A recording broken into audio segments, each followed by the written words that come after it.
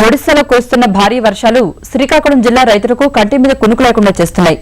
ప్రతి ఏడాది ఇదే తంతు నడుస్తున్నా హామీలిచ్చిన నాయకులు వారి గోడు పట్టించుకోవడం లేదు. ఏ కొద్దిపాటి వరదలు వచ్చినా నాసిరకం కరకట్టలు కొట్టుకుపోతున్నాయి. దీని కారణంగా వేల ఎకరాల పంట నీటిపాలై అన్నదాతకు కడగంట్లే మిగులుతున్నాయి. పరిహారం విషయంలోనూ ప్రభుత్వం ఉదారత చూపడం లేదని రైతులు వాపోతున్నారు.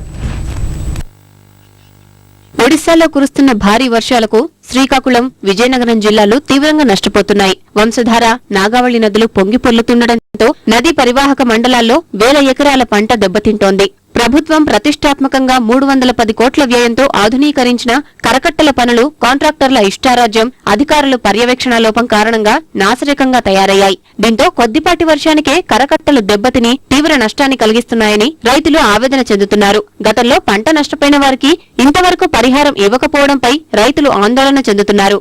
ఈ గట్లు లేకపోవడం వల్ల మేము ప్రతి సంవత్సరం పంటలు వేస్తున్నాము, మేము నష్టపోతున్నాం. మేము ప్రతి సంవత్సరం మాకు పంటలు పోవడమే జరుగుతుంది, కానీ మాకు పంటలు రావడం లేదు. గత 4-5 సంవత్సరాలు వరదలు వస్తున్నాయండి. ఈ వరదల వల్ల మా పంట నష్టాలు, పొలాలు నష్టమవుతున్నాయండి. ఈ వరదలు అనేది ఎప్పుడు వస్తున్నాయో తెలదు, ఎప్పుడు పోతున్నాయో తెలదు.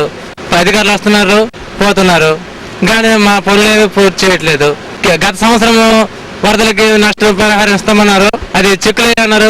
ఇంతవరకు చెక్కులు రాలేదు, మాకు ఇవ్వలేదు. ఎప్పుడు ఇస్తారో తెలదు కూడా.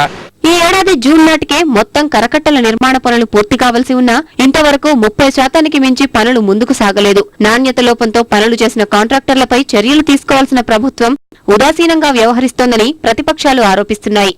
చెప్పాను, అయ్యా మహానుభావులారా, మీకు నాగావళి వంశధార వరద కట్టలు మీకు మంజూరైనా ఎక్కడైతే ఇబ్బందులు ఉన్నాయో అక్కడ పనులు మొదలు పెట్టమన్నాం.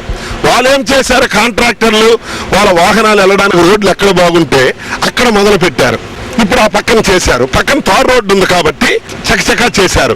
అదే పని ఇటు చేస్తుంటే ఈ రోజు పరిస్థితి లేదు. ఇంకా మరమ్మత్తు దశలో ఉన్న కరకట్టల పనులు 2011 నాటికి పూర్తి కావని నీటిపారుదల శాఖ అంచనా వేస్తున్నందున సిక్కోలు వాసులకు చిక్కులు ఇప్పట్లో తప్పేలా కనిపించడం లేదు.